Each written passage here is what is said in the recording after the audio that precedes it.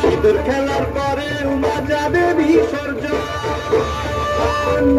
সিঁদুর খেলার পরে যাবে বিসর্জন। ঠাকুর বলে প্রশ্ন, ঠাকুর থাকবে কতক্ষণ, ঠাকুর থাকবে কতক্ষণ, ঠাকুর যাবে বিসর্জন।